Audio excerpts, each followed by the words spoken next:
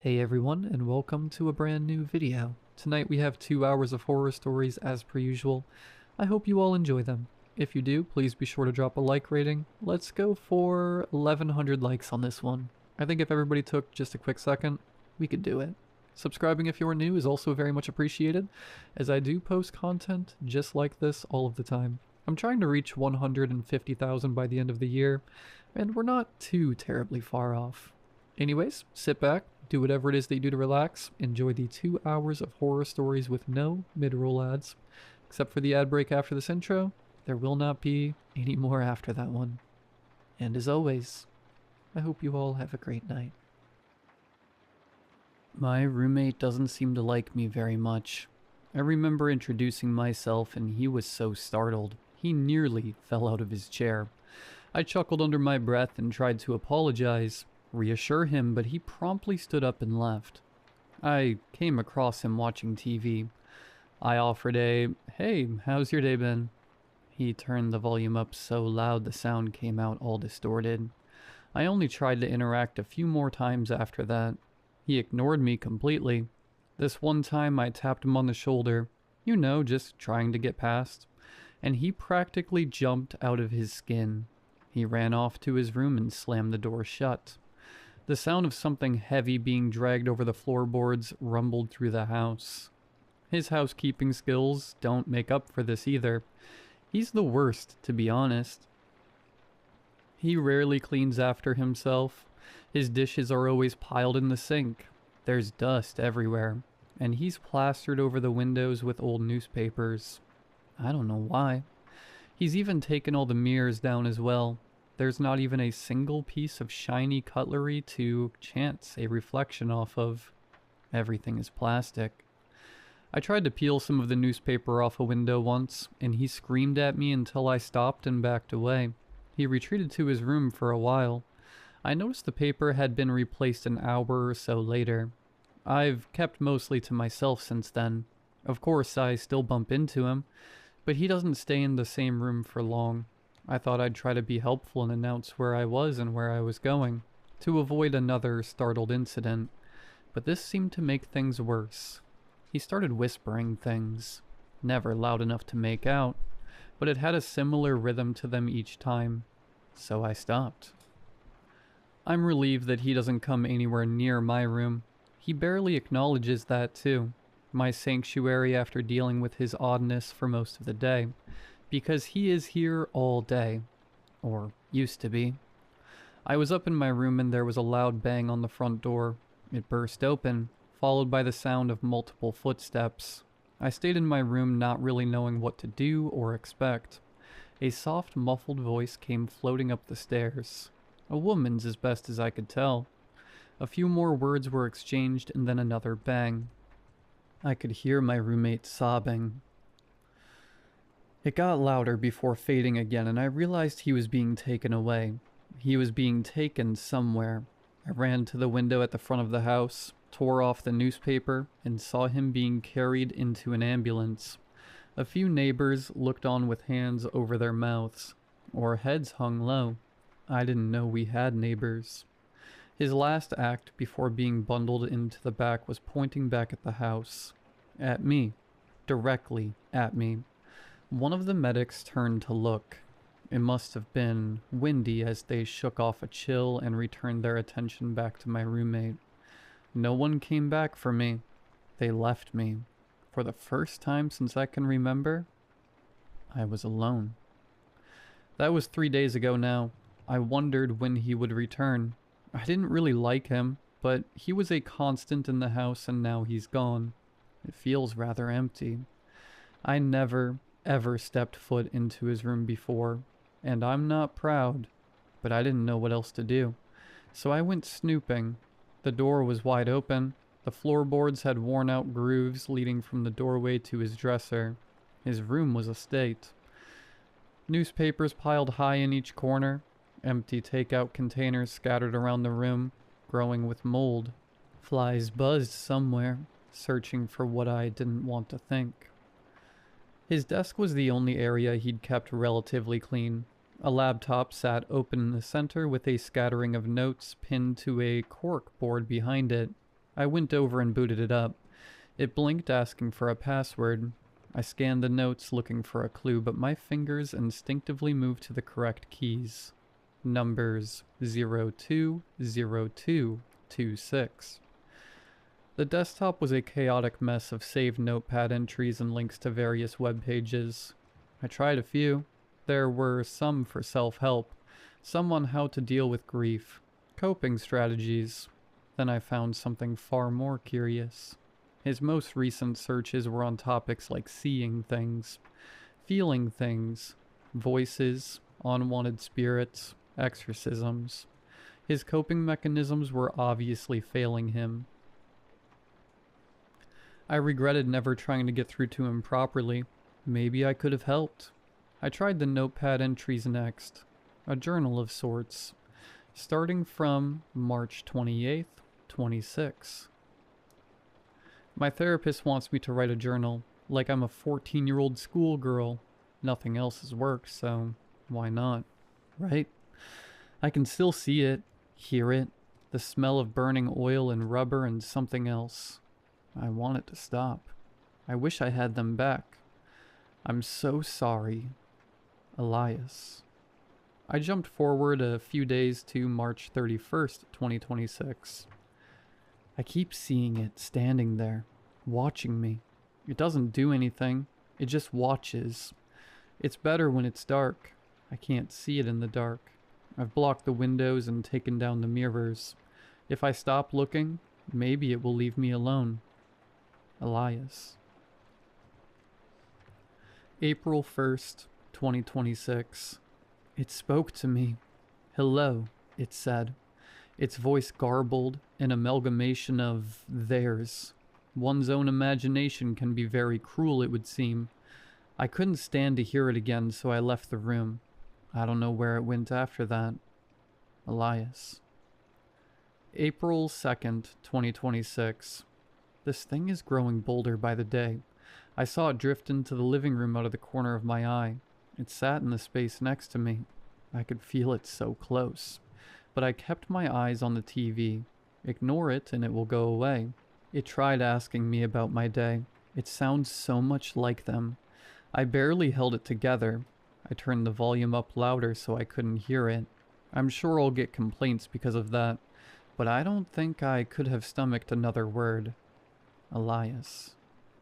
April 3rd, 2026. It touched me. Physically touched me. It wasn't in my head.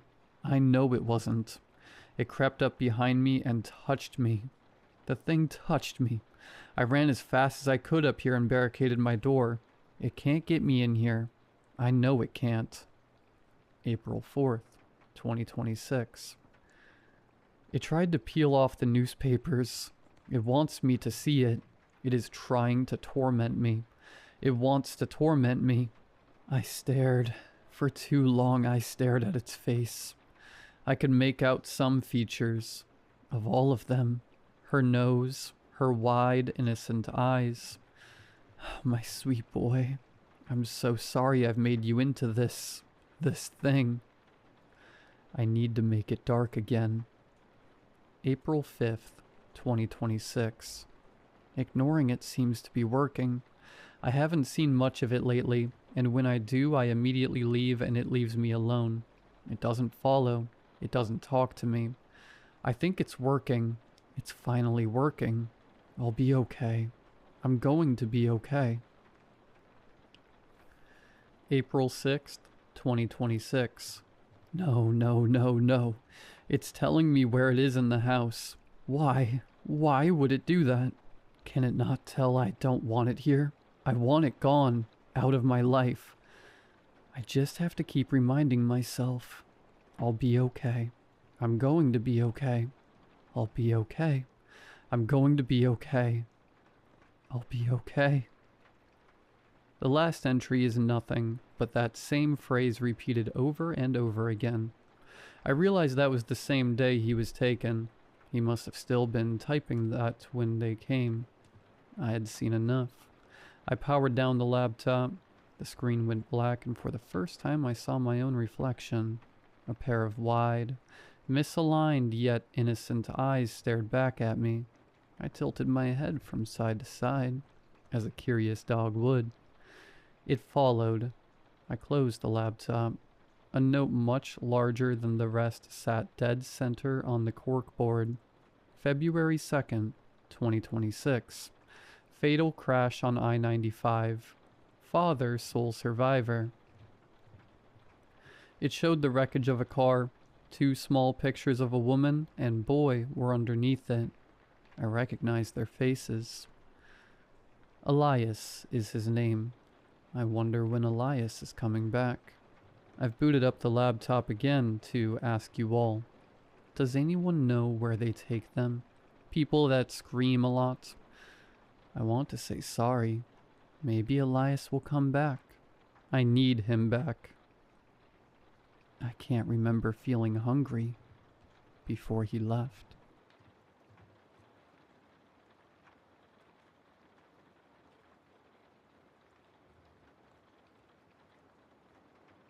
Hey guys, so as the title says, me and my boss found an alien, and we really don't know what to do about it, especially considering what happened recently, looking for advice or whatever. So, to make a long story short, I work for a quick check in Scotch Plains, New Jersey. Started working there as a summer job, but now, ever since the old art degree didn't pan out, it's been that and Uber for the past 3 years. My parents are sick of me, but what can you do? I'm in the store around 5 in the morning. No one's been in there for I'd say 30 minutes. And that was just Dale for his morning coffee. My boss walks in and immediately he starts sniffing around. Jay, did you crap yourself? What? Mike, no. What are you talking about? I smell something rancid. Did someone leave out a thing of milk? No. I inhaled deeply as well, and sure enough, there was something faint and sickening from inside the store. It's probably a dead rat. Better not be. I paid way too much for those ladybug pest people to not get rid of the nest. He went behind the counter and grabbed a broom. I'm gonna look around. Knock yourself out. My boss started circling around the quick check, checking under displays and checking out the employee break room. He went into the back storage and let a soft, "The hell?" out. He came out and walked out towards me. Whose weird stuffed animal is that in there? He asked. Stuffed animal? I repeated. Might be Kevin's. Yeah, but it smells like rot, man. Like he's been jerking off into it when he's on his break. I shuddered. You need to get rid of that thing. No, I don't want to touch Kevin's weird thing. I haven't reported you for those Zins that have gone missing. You owe me. I groaned as I grabbed a trash bag from under the counter and trudged to the back of the store. When I entered, though, he wasn't there. Where did you see it, Mike? It's on the table. No, it's not. What? Do I have 2 Kevins? He walked towards me. It's literally right. He pointed at the table and he fell into a hushed silence. It was there. He turned to me. Okay, Jay, screw off. I don't know what sick prank you're pulling, but whatever plush toy you filled with crap or whatever. What are you saying, Mike? I didn't. We were both cut off by a loud gurgle. We looked up above our heads, and attached to the ceiling was the creature. It had 2 bulbous and wrinkly sacs on each side of its head, a beak, and had nothing I could note as eyes. Its torso, if you could call it that, was excreting some kind of viscous slime onto the ceiling, allowing it to cling, assisted by 5 spider leg-like tentacles. Mike, is that the stuffed animal? We looked at each other incredulously, and bolted out of the storage room, closing the door on the way out and pushing against it with our backs. We breathed heavily, the smell becoming even stronger. Jay, I swear to God, if this is some kind of prank, you're not only going to be fired, but my foot is going to be shoved so far up your... Mike, I promise you, I have zero clue what that thing is. We stared at each other for a moment, as Mike slowly backed away from the door and I cracked the door slightly to look at what we were dealing with. Is it still there? Yep, still chilling on the ceiling. It started to make soft cooing noises as it descended slowly. It was aware of my presence, I think, as it guided 2 tentacles onto the lunch table to steady itself before coming down. When it did, the sacks on its head inflated, allowing it to pull together all 5 tentacles into one firm mass, as it wiggled and gyrated on the table, leaving a firm layer of mucus.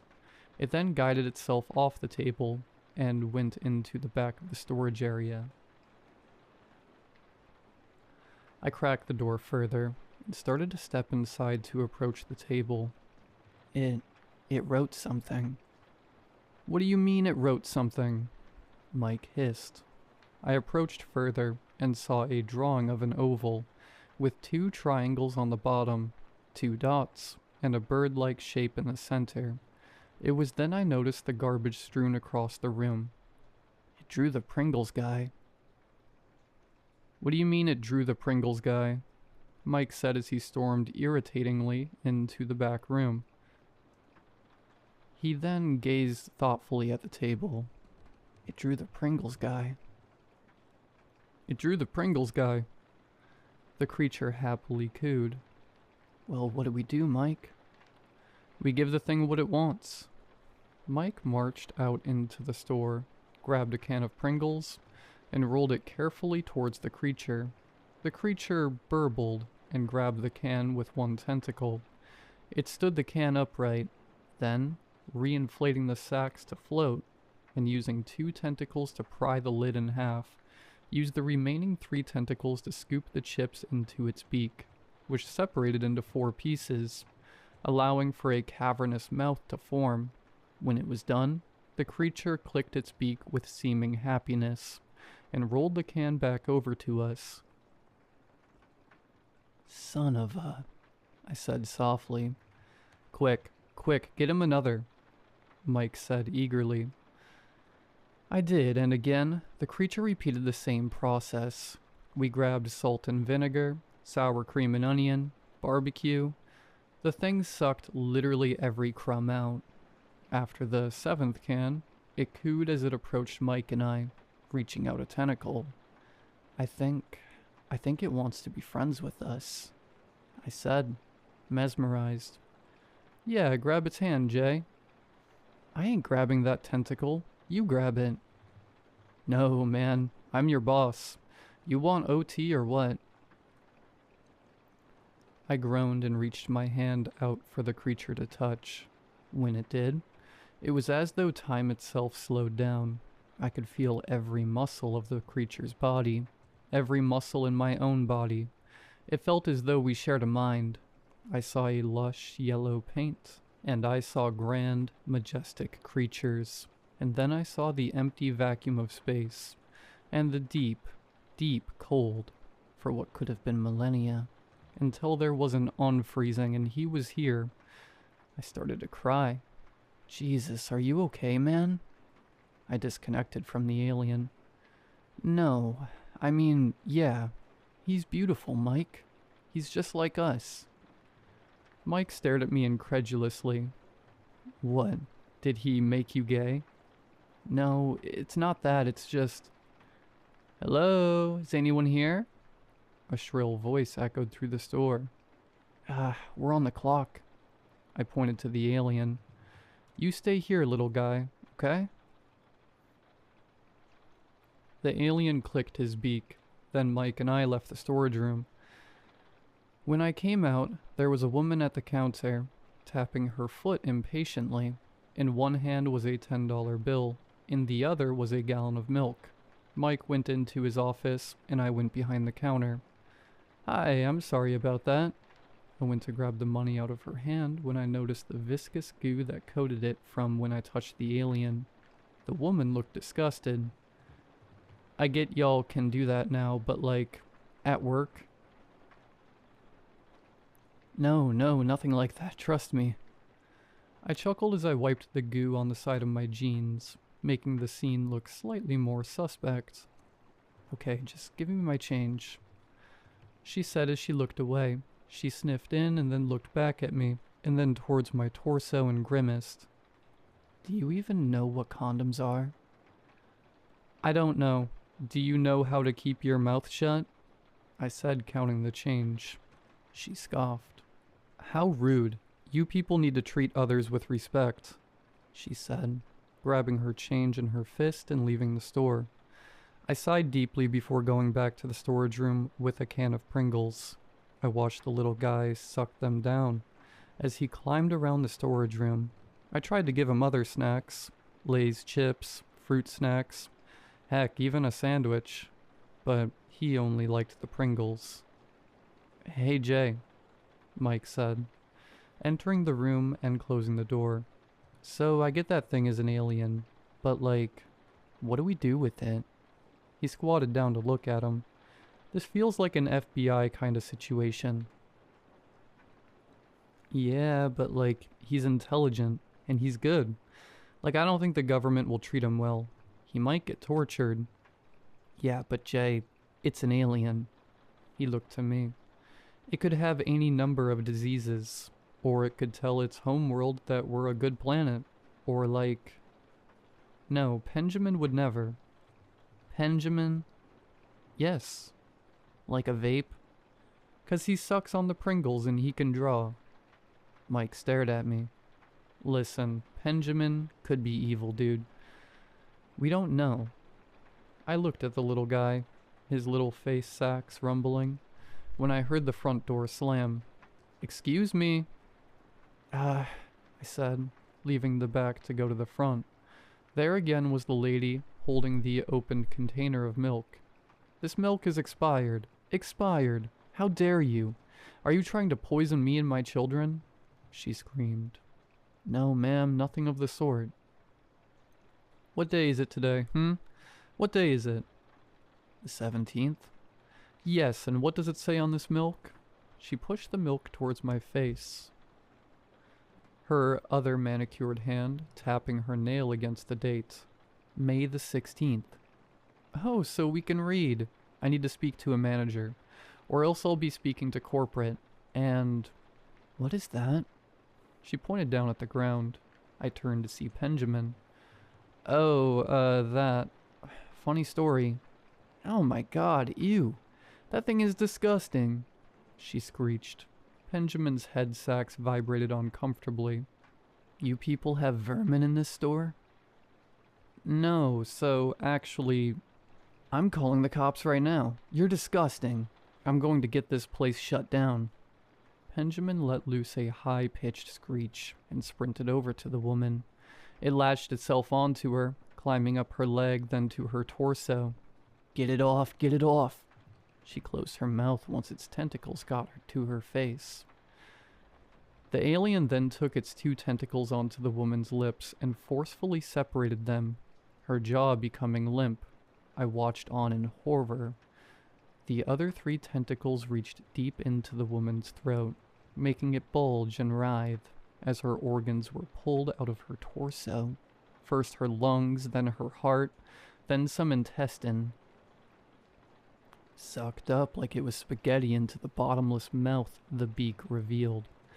The woman spasmed, her body being rooted around for any morsel of nutrition, before going limp and falling to the ground. The alien, its beak covered in blood and viscera, released her, her body more or less just a pile of misplaced bones and hollow skin. I fell back as Benjamin grabbed another can of Pringles and went into the back storage area.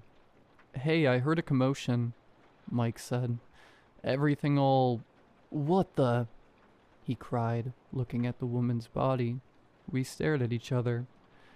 Hey, listen, Mike. I didn't know that was gonna happen. Get the mop. What? Look, Jay, I'm not going back to prison. You see this? He lifted up his pant leg to show an ankle monitor. This is the only reason I'm able to see my kids. Get the mop. Mike, please, dude, a woman died.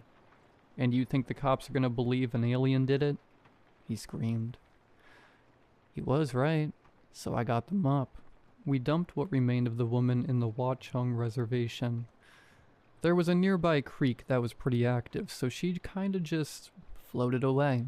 The whole situation kinda has torn me up inside. No pun intended. Anyway, coming over here to ask if anyone has any experience with this kind of thing. And maybe I could get some help from someone who believes all of this. I don't know. Good to get it out, though. Peace.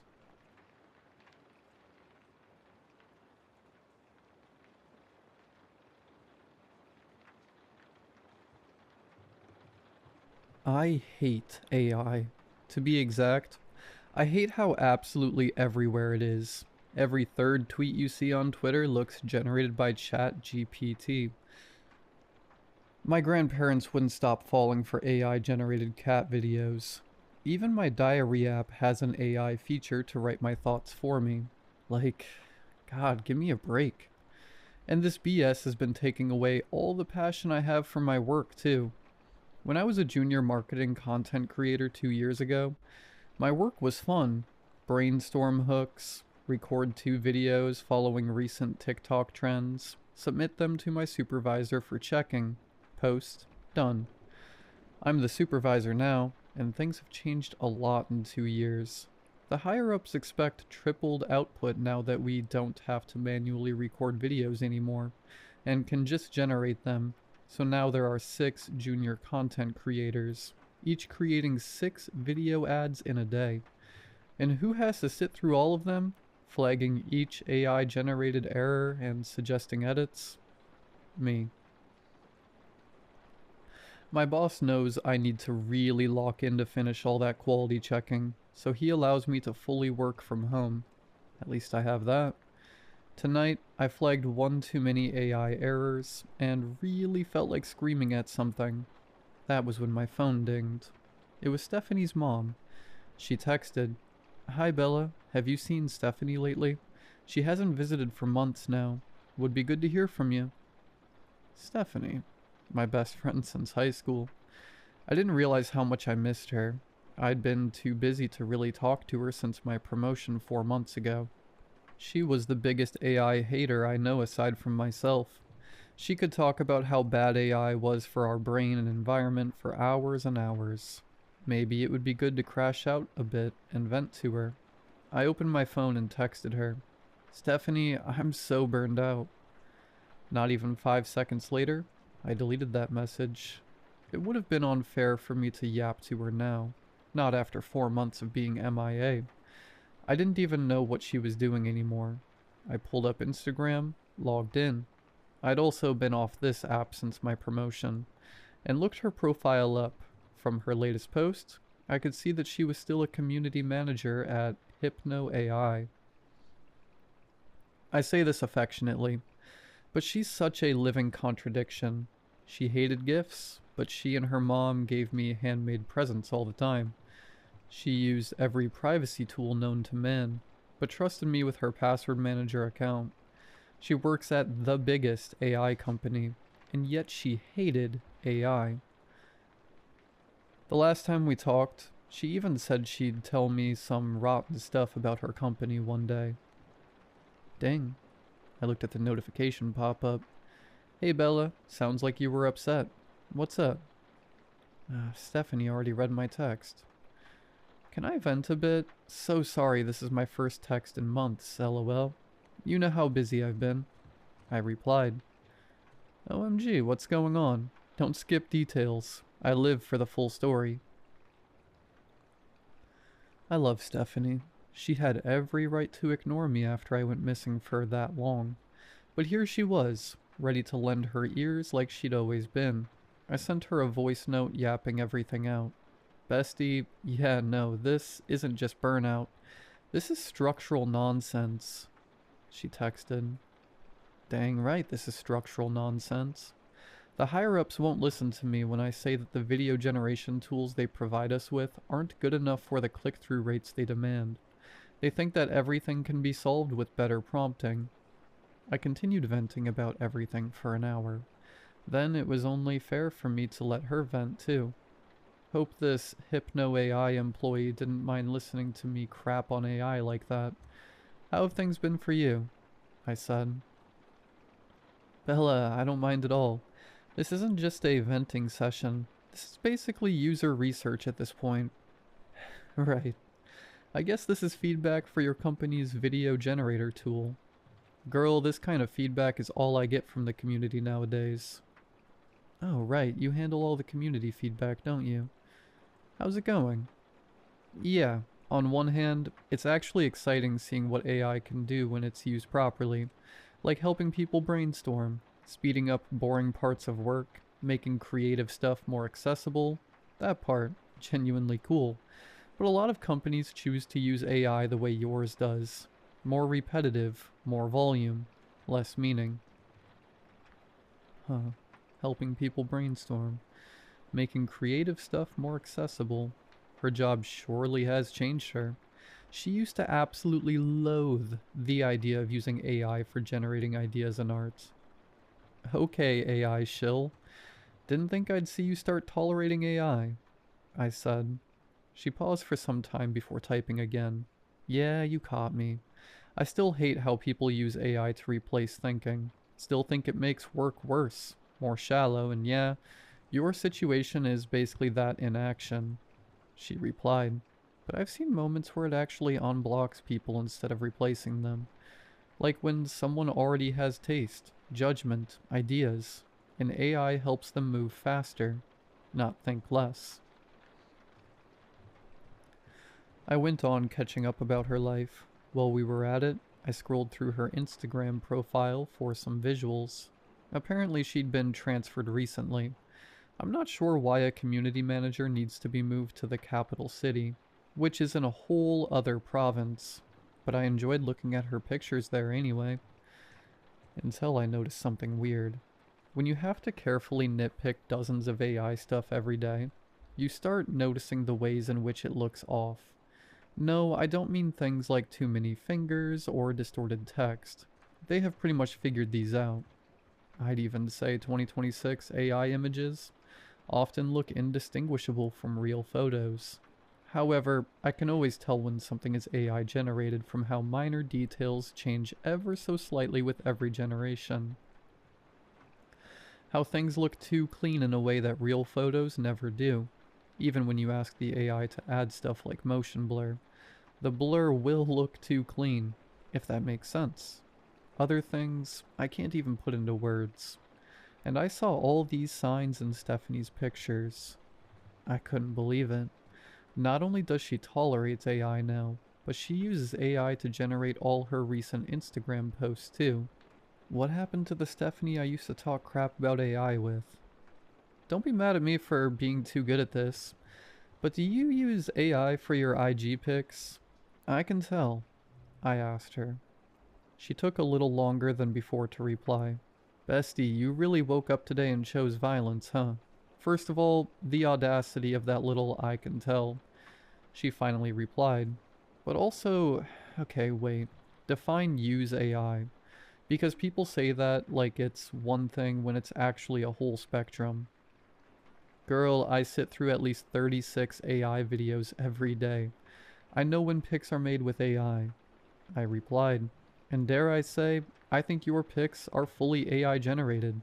Sorry. Girl, fully AI generated? You didn't just offend me, you broke my entire little heart, she answered.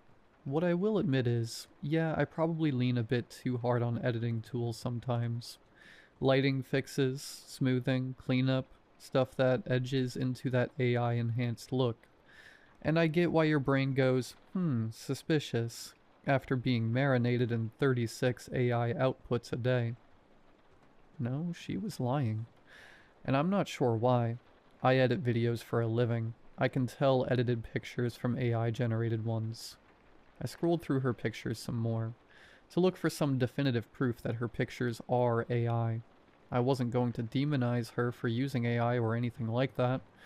I just didn't like how she was lying to her own best friend. Call me crazy, but the more I scrolled, the more I noticed that her captions sound a bit off as well. Does she generate her captions too? Is everything on her profile AI now? I wish I could tell. I'm not that good at telling when text is AI generated. I stopped scrolling and zoomed out to her picture grid. The last picture that looks real was 15 posts down, 3 months ago. A picture of her and her mom. Her mom. I forgot I was supposed to tell her that her mom texted me. By the way, your mom reached out, I said. Sounds worried. Said you haven't been visiting her. She took some time to type out her reply. Okay, first of all, why is my mom doing side quests and contacting my friends now? Like, ma'am, she said. But yeah, she's not wrong to be worried. I haven't visited in a while. Like before, going home was just a casual thing. Now it's a whole production. Gotta plan it, book a train, carve out actual time instead of just popping by for a weekend. You should at least call her. Oh, I do. I don't just call her. I still text her. I send money. We're fine. It's just the physical visiting part that slipped, she said. And if I'm being honest, I've been having too much fun here. It's not just about freedom. It's about not having to orbit around family expectations all the time. And it's not even that something bad will happen if I go home. It's just, you know how it is. You slip back into old dynamics without even trying. Old dynamics? What the hell was she talking about? Stephanie had the best relationship one could have with their mother. What could have happened to their dynamics these last few months? You're like a whole different person now, Steph, I said. You're far away. You use AI for your pics, and now apparently you have issues with your mom. Want to tell me what's really happened since we last met? That reminded me of something. The last time we met, there was that gossip about her company that she still kept secret. Some dirt she'd tell me about one day. Maybe this was a good time. She was typing. I typed alongside her. Anyway, remember that tea about Hypno AI you told me about 4 months ago? She stopped typing. Then she wrote, Go on. What do you mean, go on? You were the one with the tea, I said. Bestie, that was 4 months ago. You're gonna have to jog my memory a bit. I don't know what that was about. You just told me you knew some rotten stuff, I wrote. Now if you're ready to spill, I'm ready to listen. She stopped replying. Her little green online dot disappeared. I decided to tease her a little. Don't forget that I have access to your password manager. I can find out myself if I want to. She went online for a bit, then immediately went back offline. Weird, but it was already 1 a.m. anyway. Maybe she'd fallen asleep or something. I looked at the clock again. Damn, it was already 1 a.m. I can't believe I'd been catching up with her for 3 hours. Time flies when you're texting with your best friend. I plugged my phone in, brushed my teeth, and took a bath. Something felt awfully wrong with that texting session. Too much has changed about her in such a short time. I'll give her a call tomorrow to make sure she's really okay. When I climbed into bed and checked my phone again, there were already 4 new notifications from Stephanie from the 30 minutes I'd spent in the bathroom. I really miss you, Bella. Want to meet this weekend? Why don't we hang out somewhere? I'd love to spill the tea over dinner. Bestie, why are you acting all non-gossiper now? I know you're online. Let's have a video call at least. You live in 23 South Dharma Street, flat 4, right? I might drop by sometime. My heart skipped a beat at that last notification. What the? How did she know my address? She never visited me at my new apartment, and I never told anyone my address down to the flat number. Maybe I told my parents, but she surely couldn't have contacted them and heard back this late at night. And why was she suddenly so excited to meet me? She always preferred texting ever since we graduated high school. I put my phone on DND and tried to sleep. I couldn't. So now I'm up in bed, typing this to hopefully calm myself down a bit. I think she texted me some more. I don't know. I really don't want to check my notifications or turn DND off right now. As I am deep in thought about what to do, my night lights and fan suddenly cut out. I reach for the switch of the ceiling lights and flip it on. Doesn't work. I get up and pull open the blinds. There's not a single light in sight. The city is completely dark. What the? There wasn't anything on the news about a citywide outage. I think I just heard something break in my living room. What is going on? Update. Hey, it's me again. It's morning now and the power is finally back on. I'm still not entirely sure what caused the outage last night. I wish the mayor had given a heads up beforehand. It's not just about keeping the public safe. It's about people not spending half the night guessing what's going on. Anyway, just wanted to let you know that I'm completely fine. Turns out it's not anything serious or dangerous. It's just that a glass fell in my living room and startled me. That's literally it. I definitely let my imagination run a bit wild and hit post way too quickly last night. I gave Stephanie a call and apparently I gave her my address during our last meeting, and completely forgot about it. That one absolutely caught me off guard. She's really okay, by the way. She's not just enjoying her time in the big city, she's fully embracing it and making the most of the experience, which is really nice to hear. Honestly, it got me thinking, maybe I could move there too someday. I mean, I already work from home most of the time, so it's not like I'm tied down to one place. I'm pretty sure my boss would be open to it. That's everything from me for now. Hope your morning's going better than last night turned out to be on my end.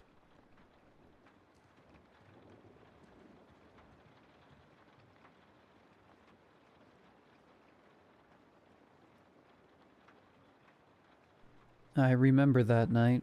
It was a little chilly indoors. Snow was falling outside. You'd have thought with the amount of money that hospitals bring in, they could at least afford a quality heating system. There was a strange scent, not unlike the scent of underbathed patients. But this was different. You ever stood in a cadaver theater? You know, the kind where the body is out to display the various hidden viscera. Strange place. If the world decided to hide away the macabre beneath a layer of flesh, I'd be all the happier with keeping it there. Though the creeping mystery of what lies beneath always got to me. Guess you could say that it was that night. The one I discovered what really happens to bodies. A patient came in, obtunded, no signs of breathing. Pulse was weak and thready. An obvious emergency. Within the next few minutes, they became the star of the show. Resuscitation efforts lasted an hour. You could see the draining hope on the faces of my coworkers as the realization of this man's death was sealed before he was brought in.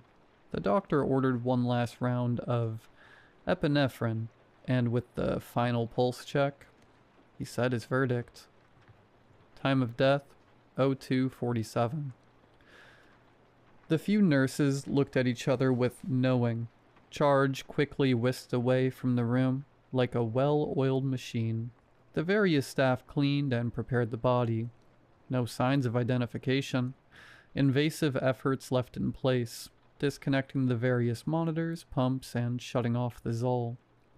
Despite his tragic demise, our staff was taught to handle bodies with care. Humanity was something that never left a patient, even after death. The warmth drains from their body, skin pales, muscles relax, brain slows to a halt. Nothing in this person would suggest life, and yet he never cooled, never paled. 10 minutes had passed. I chose to remain with the patient. This late at night was usually the time that newcomers would ebb out. Couldn't have a complaint if you're asleep, right? Well, this patient would be the last of the night.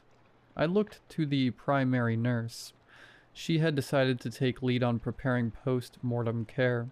She was diligent in her work. I was only able to follow so briefly behind her. See, I wasn't much for that stuff. I enjoyed the fast-paced, express care. Nose swab, drop a pipe, give fluids, and send home. The simple stuff. I was good at it. But when it came to complex issues, ethical matters, I would fall so far behind. The room was just 3 of us. She broached the idea. He hasn't cooled off yet. Can you grab a temperature? I obliged, scoffing at the notion. Sure enough, though, he was running hot. Puzzled, she called in the doctor. He had already spent the last half hour contacting family and writing his notes on the patient. He entered the room, half disgusted, half tired from the long shift. We approached him with the news and his eyes widened. He left the room in a hurry. Safe to say that the whole situation kept us puzzled. What was happening with this patient? What did the doctor know? Before I could finish any meaningful theory, he came back to the room with an ultrasound cart. He stared daggers into the primary nurse and I. "Expose the patient. I need to see something." We pulled away the patient's gown. I started with exasperation. "What are you on about?" The provider didn't acknowledge me. He was too invested with the patient. As he sprayed the jelly along the patient's chest, a subtle cracking arose from him, like his skin was cracking from the jelly. He then applied the probe to the patient, refusing to touch the body with anything but the probe. What he found beneath was a shimmering, pulsating mass. Nondescript. Only so much an ultrasound can see. The primary nurse looked on in terror. "What is that?" The provider removed the probe and spoke in a hushed tone. "The patient isn't dead. It hasn't been born yet." The primary nurse looked on, expressionless, disbelief slowly painting her face as the silent moments grew on. I looked between her and the doctor, and the only idea I could muster slipped from my lips. "Are you suggesting we perform a C-section?" The provider nodded. He turned to us and with urgency and ushered us into action. "We have 5 minutes to deliver. Contact birthplace. Let them know we are getting a new admit." What happened next was a flurry of bodies. All walks of medical experience came in and out of that room, yet none could define this experience with any reasonable certainty that what we were trying to save was a neonate. Monitors were attached to the deceased patient. I had taken to establishing a sterile field with the provider. Within minutes, we started the procedure, an emergency and arguably dirty cesarean section of a deceased male patient's chest. I was awestruck when we finally delivered it. A small, placenta-wrapped neonate, rustling beneath its amniotic sac. To this day, I cannot explain how this happened. On February 17th of 2022, we delivered a healthy baby girl named Cindy. She was placed under state protection. Our social workers continued to provide any outside resources and get in contact with extended family, but it appears as though she was the last of her line. Last week I brought her home. I applied for adoption and was approved within short order. I was worried at first. Her checkups came back normal. She was a pediatrician, and my work is offering me maternity leave so we could get settled. It's 9:46 p.m. of February 26th. I can't find her, and I'm starting to feel an intense, writhing pressure within my chest.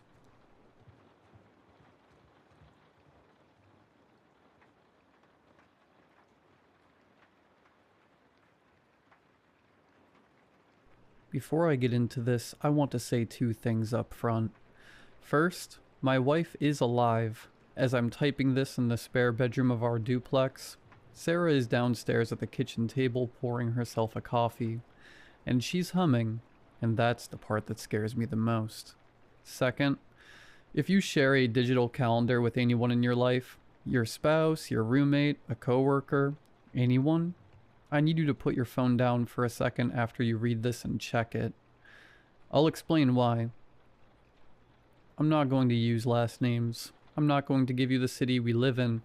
I had a long argument with myself about whether I should even post this, and I decided to, because if there's anyone else this is happening to, you need to know what to look for and what not to do.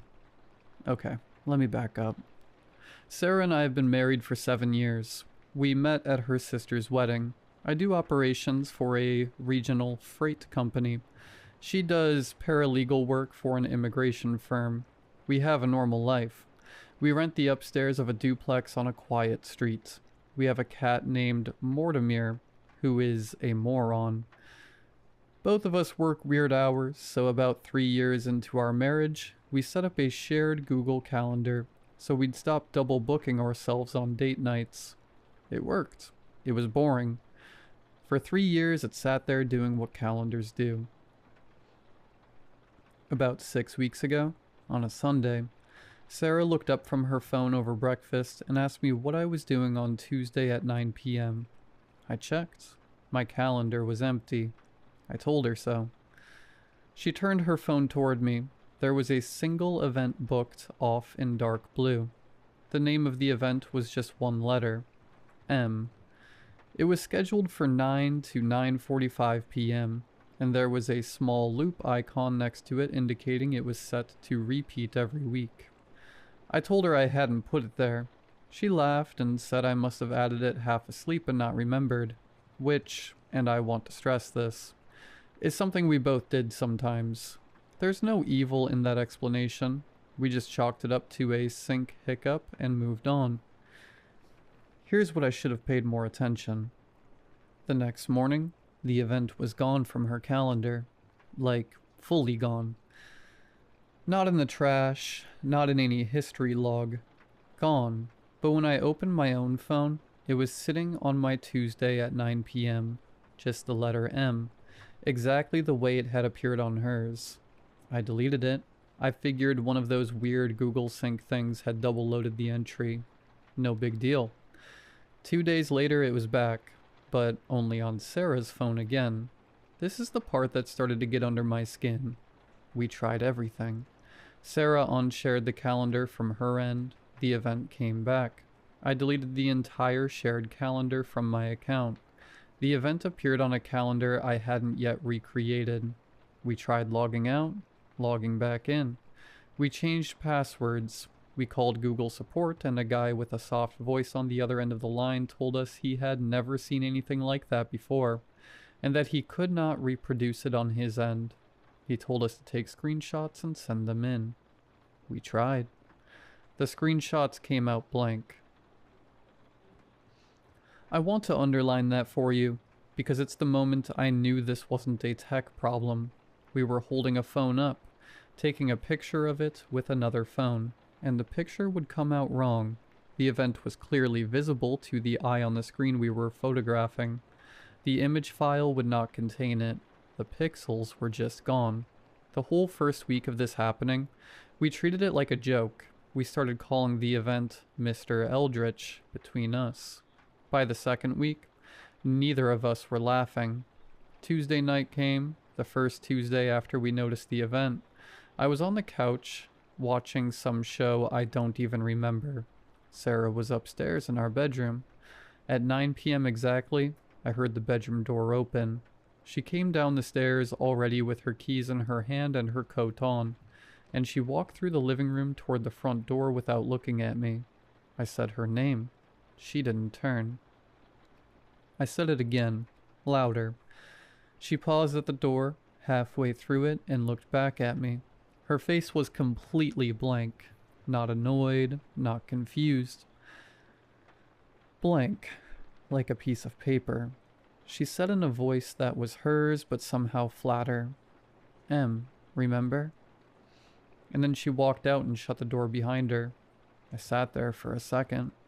Then I got up and went to the door. Her car was already pulling out of the driveway. She came back at 9:46 p.m., 1 minute late. She walked in, hung the keys up, took her coat off, sat down on the couch next to me and asked what I was watching. I asked her how it went. She looked at me with what I can only describe as polite confusion, like a stranger trying to be friendly, and asked me how what went. She had absolutely no recollection of leaving the house. The keys had been hung up. The coat was on the rack. Her shoes were back in the hall. But when I pushed her on it, she said, "What do you mean? I've been upstairs reading." I checked her phone while she was in the bathroom. The event was gone. So was the location data for that 45 minutes. Google Maps timeline, which usually tracks her every move because we both have it turned on, just had a blank gap, like she'd been turned off. Okay, I want to pause for a second here. Because I know how this sounds. I know what you're thinking. I had the exact same thoughts. Affair, sleepwalking, some kind of stress fugue, early onset something. I've spent 6 weeks turning this over in my head trying to find an explanation I can live with, and I have found not one. Just keep that in mind as we go. The next week, the events multiplied. It wasn't just M anymore. There were entries with names like pick up at Eldridge, second meeting, bring the file. The timing always landed in the late evening or early morning, never during work hours. Each one only ever appeared on one of our phones at a time, and only ever in the future, never in the past, never in a way that could be checked. The Tuesday after that, Sarah went again. Same blank face, same minute late return, same total amnesia. That weekend, I told her we needed to take her to a doctor. I'd been keeping notes in a Word document on my work laptop, and I tried to show her the notes. She read them with a polite, almost amused expression. When she got to the part where I described her leaving the house and not remembering, her face changed. Not into fear, but into something more like recognition. She said, "Oh, that's strange. I don't remember any of that." And then she stood up, walked into the kitchen, and started loading the dishwasher. That night, around 2 a.m., I woke up because Sarah wasn't in bed. I got up to look for her. I checked the bathroom, the living room, the kitchen. Nothing. Then I noticed the door to the spare bedroom was cracked open, and there was a faint glow inside. I want you to picture this exactly the way I saw it. She was sitting on the floor of the spare bedroom in the dark, with her back against the wall. Her legs were straight out in front of her like a doll. Her phone was open in her lap, screen on, and her face was tilted down toward it. The glow was lighting her face from below.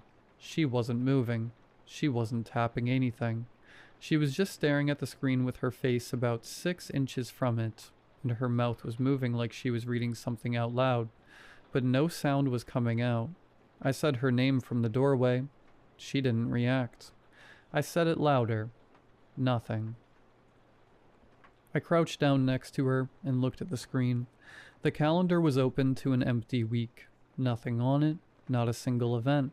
She was staring at a blank schedule and reading it like a book. I put my hand on her shoulder. Her skin was cold. Not skin temperature cold. Full-on cold pillow cold. I shook her gently. She blinked. She looked at me. She said, "What time is it?" I told her. She said, "I have to be up early." Then she stood up, walked back to bed, and went to sleep. In the morning I asked her about it. Of course she didn't remember. That was the moment I decided to follow her on a Tuesday. But before I could, and this is what tipped everything into something I couldn't pretend was normal anymore. Last Saturday, an event appeared on her phone in the middle of the day. That was new. Saturday afternoon, 2 p.m. The event was called Open Group. I made up an excuse to be out of the house when she left. I parked 2 streets over and watched her car pull out of our driveway at exactly 1:47 p.m. I followed her at a distance. She drove 40 minutes out of town, past the suburbs, past the highway exit we usually take, past everything I recognized. She turned off the main road and into the back of a closed strip mall, one of those dead retail plazas where the only thing left is a Dollar General and 3 empty storefronts with brown paper in the windows. There were 8 other cars in the lot. They were already parked, evenly spaced, and the drivers were already standing outside of them. Sarah got out, locked her car, and walked to the center of the lot. The other people walked towards the same spot. They formed a loose, irregular circle, maybe 15 feet across. Nobody spoke. Nobody made eye contact. They just stood there. I parked across the street behind a dumpster, with my engine off and my lights off. I had a pair of binoculars in the glove box from a camping trip last year. I used them. I want to describe to you what I saw because I am still not entirely sure what to make of it. For about an hour, those 9 people stood in a circle and did nothing. They didn't sway, they didn't shuffle, they didn't speak. They stood like mannequins. Their breath was making fog in the cold air, but otherwise they could have been dead. At some point, I want to say around the 50-minute mark, but my sense of time was gone by then. One of them, a man in a tan jacket, took 1 step forward into the center of the circle. The others didn't react. He stood there for maybe 30 seconds. Then he stepped back into his place in the circle. That was it. That was the whole event. At exactly 3, all 9 of them turned around in unison, walked to their cars, got in, and drove away. None of them looked at each other. None of them said goodbye. There was no signal that I could see. No one checked a watch. They just all turned at the same second. I followed Sarah home from a long distance. She got in around 3:42, when I came in 15 minutes later, pretending to be returning from errands. She was making lunch. I asked how her day was. She said, "Quiet. I just read." I went into the bathroom and threw up. That night, I went back through every photo on my phone from the last 3 years. I was looking for clues. Anything I've missed. Anything that would let me believe I was wrong about what I'd seen. I found 2 things that I cannot explain. The first, in a photo from our anniversary dinner 2 years ago, Sarah is sitting across from me, and her phone is sitting face up on the table next to her wine glass. The screen is on. There's a notification banner at the top. It's a calendar reminder. I zoomed in until the image went grainy. The event title is on 1 letter, and although I cannot be 100% sure, I am 95% sure it's M. 2 years ago. This has been happening for at least 2 years. The second thing is what made me stop sleeping. I went all the way back. Photos from before we got married, photos from when we were dating. There's one picture taken at a brewery on what I remember as our 5th date, where Sarah is laughing at something off camera. In the background, sitting alone at the bar, there's a man. He's wearing a tan jacket. I have looked at that photo 100 times over 7 years. I have shown it to friends. It was my profile picture for a while. I never noticed him before. He is looking directly at the camera. He is not laughing. He is not drinking. He is not doing anything except looking at the lens with a flat, patient expression. It's the same man I saw in the parking lot last Saturday. The one who took the step. He was at our brewery on date 5. I don't know how long this has been going on. I don't know if Sarah was scheduled before I met her. I don't know if our entire relationship was scheduled. I don't know if I was scheduled too and just don't remember being told. I don't know if she'd recognize me if the calendar told her not to. This morning, a new event appeared. It's on my phone for the first time. Not hers. Mine. It's tonight, 9 p.m. The name of the event is Last. That's all it says. I am writing this from the spare bedroom. Sarah is downstairs humming. My keys are on the dresser. My coat is on the back of the chair. I have not put either of them on. I am staring at them right now, and I am not sure if I am the one who put them there. If you share a calendar with anyone, please go look at it right now. Look at every recurring event. Look at every single one. If there's anything on there that's just a letter, or a single word, or a meeting you don't remember making, don't delete it. Don't even acknowledge it. Don't ask the other person about it. Don't take a screenshot. And if you read this and you feel a small pull, like you should be standing up, like you have somewhere to be, sit back down. It's 8:34 p.m. I have 26 minutes. I'll update if I can.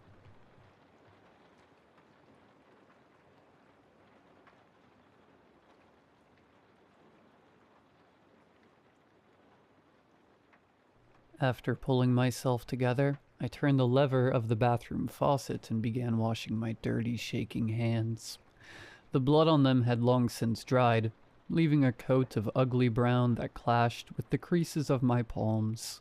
I washed my shaking hands for what felt like an hour, scrubbing them with soap and a face towel until they became sore and irritated. I wasn't able to wash it all off, so I decided to cover the remnants of blood with a pair of knitted gloves I received from my husband years ago, when we were still in love. In a rush to get out of my apartment, I messily threw on a hat, my yellow winter coat, and some sweatpants. The outfit was hardly cute, but at that moment, I wanted to get out of my apartment more than anything. Besides, it was 2 a.m., and I didn't expect to run into many people on my short trip across the streets. In a nervous rush, I stumbled out of my second-floor apartment, went down the stairs, and exited out into the cold, dark street that was riddled with dead leaves.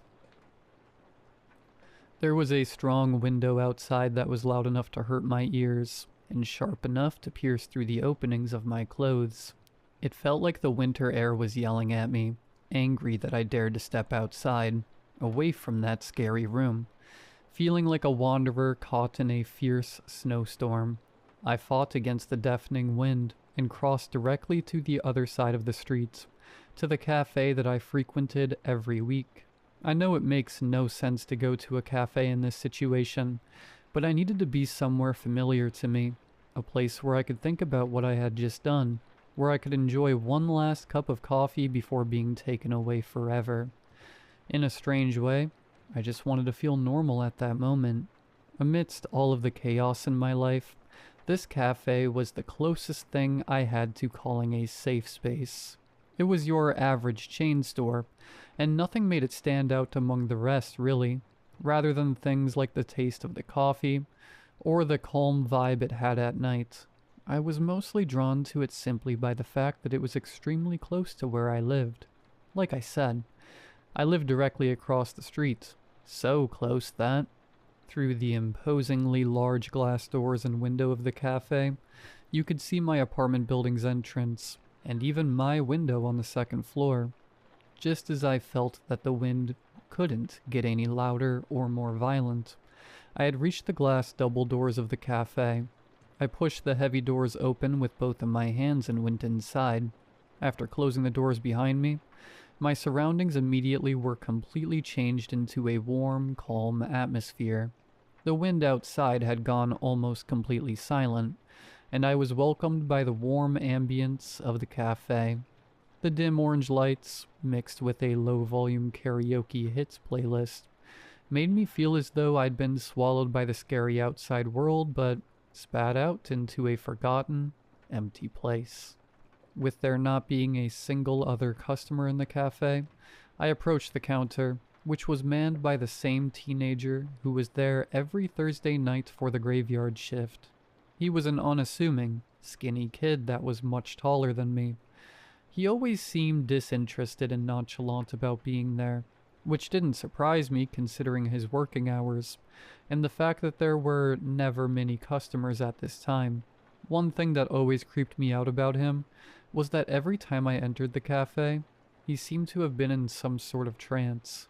Every time I entered the cafe, before I snapped him out of his trance with my arrival, he would always just stare straight out of the glass doors ahead of him, into the darkness of the outside. His name tag had Eli written on it. In a trembling voice, I ordered a simple black coffee, and he made it for me in an instant. I took my drink, said thank you in the most normal and least apprehensive voice I could muster. I went up to the second floor, which was also completely empty. My usual seat was always on the second floor, at the very back corner facing the window. The second floor of the cafe had counter seats along every side of it, except for the side with the stairs. As I climbed up the stairs and started to walk towards my seat in the back, I jumped in surprise when I saw that there was one more customer in the shop besides me. It wasn't weird for there to be at least one other person there, even at this time, but considering my circumstances, being around people wasn't something I wanted at that moment. On the right wall, facing the eastern window, was a man hunched over with his head down, buried in his crossed arms. He seemed to be asleep. In front of him was an open laptop with a completely blank document. The white light from the computer screen shone bright, projecting onto his hunched-over body, and the cursor on the document blinked on and off, as if begging for an entry to be made. I got to my seat, pulled out the wooden chair, careful not to make too much noise with it, and sat down at the counter. The seat faced north, directly toward my apartment building, and I was now eye level with my apartment window on the second floor. I took off my gloves and looked at my trembling hands. Parts of the dried blood still remained. This image reminded me that this wasn't a dream. The blood on my hands was ugly and persistent, as if taunting me. My stomach tightened and I could feel vomit starting to make its way up from my stomach. I ran to the bathroom beside the stairs and threw up what little food I had in my stomach. I forced everything out until there was nothing left, and my stomach started to cramp. On my knees, I clenched the sides of the toilet with tears in my eyes. Eventually, I stood up and flushed the toilet. I washed my hands in the sink again for a few minutes, and I still wasn't able to remove the blood completely from my palms, nor from under my nails. As one would expect, blood was much harder to completely remove than the movies made it look. I remembered at that moment that in all of the crime documentaries I've seen throughout my life, blood was always extremely difficult to clean up at crime scenes. I remembered that it sometimes took someone hours and hours to clean everything up, and even then, it was imperfect. After cleaning myself up, I left the bathroom and started making my way to my seat, when I noticed something to my right. The man at the east-facing counter was still hunched over. He hadn't moved an inch, but there was now something written on his document in large, bold font. Did killing him feel good? It's okay. You had to. I had always believed that when we read something, we process it first, then we react. But when I saw what was written on the screen, my body reacted before my mind could catch up, as if it already knew the message was meant for me. I staggered back, nearly losing my balance.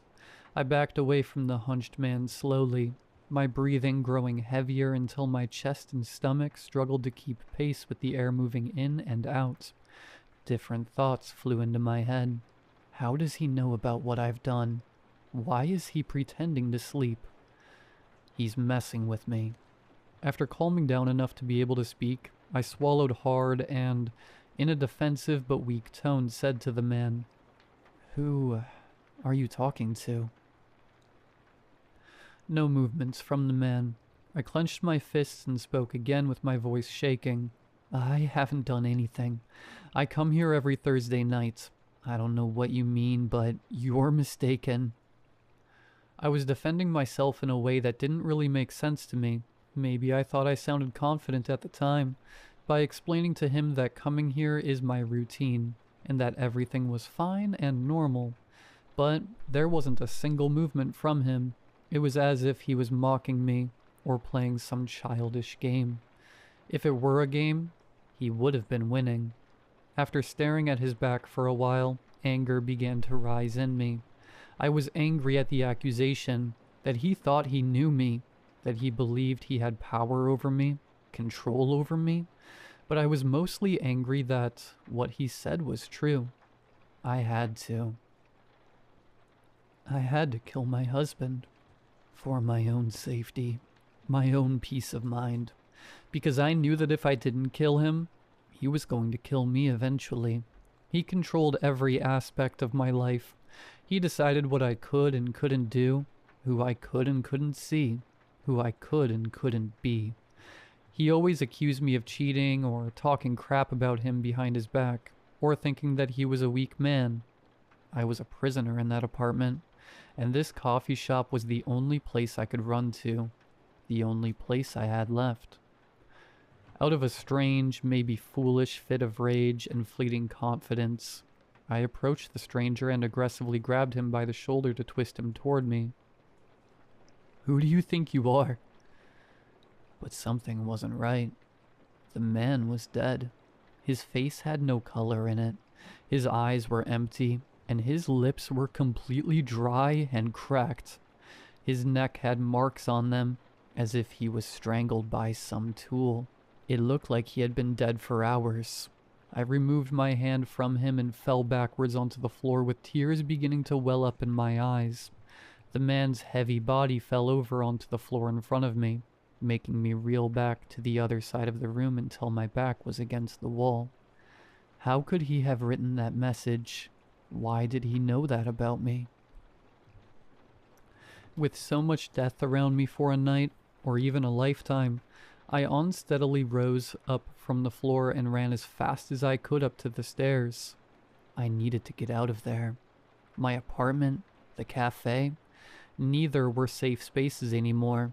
I ran down the stairs, almost tripping the entire way. I ran straight for the glass doors of the cafe, and as I put my hands on the door, I heard a voice from behind me. "We're the same, you know." I slowly turned my head around to see Eli behind the counter, with the same uninterested, boring face he always had. No, this time his eyes were lit up slightly more than usual, with a strange excitement about them. "What?" I said. "You and I, we're the same." Eli repeated, this time with a tone that came across as trying to be friendly. He continued, "I know why you did it. Sometimes it all just becomes too much, and you feel you have no other choice. But it gets easier. Actually, it kind of gets fun. You finally have a say in things. You finally don't feel so powerless. Then you realize you can do it to anyone. Like that guy upstairs, for instance. He wasn't a bad person or anything like that. But I did it because I could." I was choking in fear, and my throat had a sharp pain. I slowly opened my mouth. "Eli, what have you done?" "It's okay. He had it coming. It was something you had to do. He was a piece of crap, and you looked so unhappy all the time. I could see it from here, day after day, week after week. I was wondering when you were going to take control and do something about your situation. You would always cross the street to come here, looking for some escape. But then you realized the best escape was also the simplest. Just killing him."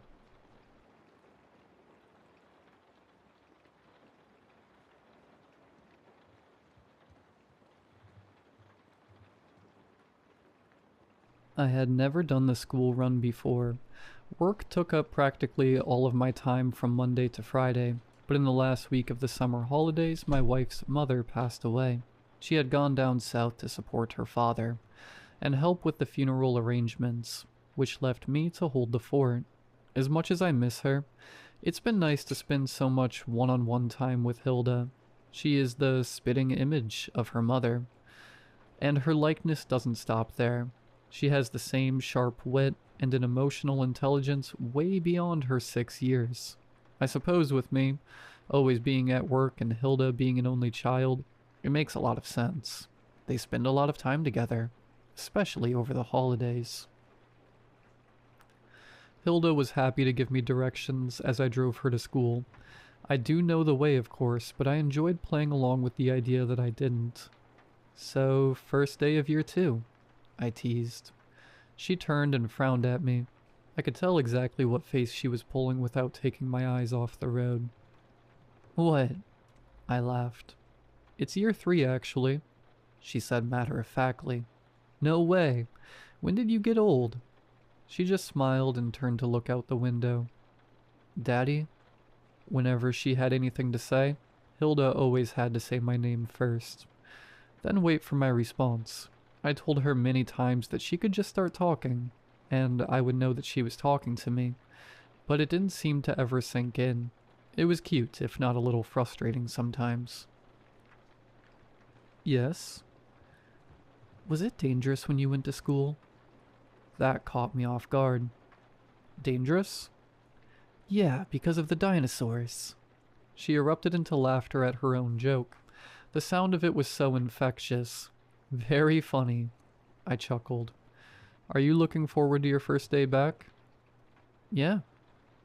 Kids. Brilliant at carrying conversations. What are you looking forward to the most? She didn't answer right away. I could almost hear the cogs ticking. Playing with my friends. Oh, and my new teacher is Mrs. Gibson. Layla says she's the best. Layla is Hilda's cousin. On my wife's side. She's in the year above. Won't you miss your old teacher? No. She responded so quickly that she must have felt strongly about it. She was the worst teacher. I felt a sudden pang of guilt. My own daughter had suffered a year with the worst teacher and I'd had no idea. How was she the worst? I prodded. She was always cross. She didn't like fun. She told me off when I cried. Oh, that's not very nice. On the last day of school, I played a trick on her. Hilda giggled to herself and shot me a mischievous smile. That's my girl, I thought. It was Charlie's idea, she continued. We were in the art hut, and she went into the cupboard where the pens and paper are, and I locked the door. I laughed. I remember doing something similar back in my school days. That way, Hilda shouted, leaning forward in her seat, pointing down the road that led to her school. I had seen it coming a mile off, but had chosen to pretend that I didn't. Hilda was looking very pleased with herself. I parked as close as I could to the school gates, which was not close at all. My wife had complained about the school drop-off before, but it was even worse than I'd imagined. I walked Hilda down the pavement and to the school gate. I gave her a big hug and kissed her on the forehead. Have a great day. I will, she chirped, then ran off to join a line of other kids about her size. I watched her for a while, finding her friends, talking about whatever little kids talk about, always smiling. My attention turned to the teachers. They all looked stressed. They weren't even pretending to be happy about being back at work. Hilda glanced over at me. I gave her a wave and made my way back down the pavement. A group of moms filled the pavement ahead. 2 pushchairs causing a barricade. They seemed engrossed in serious conversation. Or serious gossip. I couldn't tell which at a distance. As I got closer, I overheard little snippets of information. Mrs. Baker didn't show up to teach the year 2s. She's not answering her phone or anything. I heard she wasn't at the teacher training day either. A friend of mine is her neighbor, and she says she hasn't seen her all summer. I stopped in my tracks. A wave of dread rushed over me. Mrs. Baker, the year 2 teacher, Hilda's teacher last year. I turned back towards the school and marched up to the gates on wobbly legs. The children had all gone inside. I walked up to reception and tried to calm my breathing. Hi. I'm Hilda's dad. She left her coat in the art hut before the summer holidays. My wife asked me to get it back. I just about managed to get the words out. Yes, of course, the chirpy receptionist replied. It's just around the left side of the building. It's not been opened yet, so here's the key. Just drop it back when you're done. You can leave it open. She smiled a bright, over-friendly smile and returned to her work. It's a coincidence, I kept telling myself as I walked around the left side of the building. The art hut was one of those temporary classrooms. Almost like a static caravan, but more basic. The walls were a rough texture, painted navy blue, and it had a flat, felt roof. My stomach was in knots as I approached the door. The keys jingled in my unsteady hand. I pushed the door open and stepped inside. Dust motes swirled in the sunlight, casting long rectangles across the room. My eyes swept about the place, then focused on the desk. A handbag sat upon its surface. Hilda's words echoed through my mind. I played a trick on her. I locked the door. My heart raced as I looked to what I assumed was the storage cupboard. I walked slowly towards it, my feet barely leaving the floor, my mind expecting the worst and trying to reassure me at the same time. I tried the door. Locked. Please, no, I whispered to myself. I turned the latch. The door swung open by itself. The sound came first. The wet thwack against the carpet, then the smell. I leapt back, gagging, covering my face with my hands as my breakfast sprayed out from between my fingers. As much as I didn't want to look, I couldn't look away. She was curled in a ball, holding her knees to her chest. I guess she had been leaning against the door. Her skin was brown and leathery, wrapped tightly around her bones. Her white summer dress was stained with large, wet blotches of yellow and brown. She was dead because of my poor, sweet, innocent Hilda. A childish joke with severe consequences.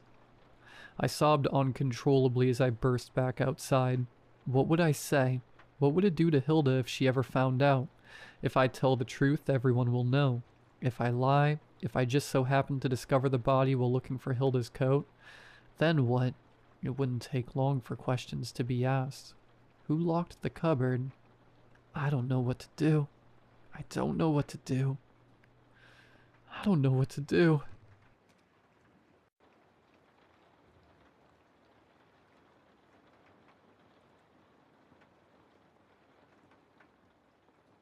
Do you remember how old you were when the sun went out? This is a question I'm often asked by the children in our little colony. I have to answer sincerely because I was only a child when it happened. 12 years, if I'm correct. The scientists were screaming into the void while our brilliant, fearless leaders were busy conducting wars for profit and stroking their egos. This went on for months until sometime during the middle of the day. Things just went unexpectedly dark, like turning off a great light switch. I was thankfully inside my home when this happened, but those who were out and about, enjoying their summer afternoons, were quickly killed. The extreme change in temperatures delivered a cruel shock to the body. Billions dead, out in this new, frozen frontier, which was now our reality. The sky above was starless, save for a red circle, the black hole in which our sun used to sit. Most scientists believe that the sun would extinguish itself quietly by expanding, and then burning out into a dwarf star. Others believe that maybe a supernova would wipe us all out in one fell swoop.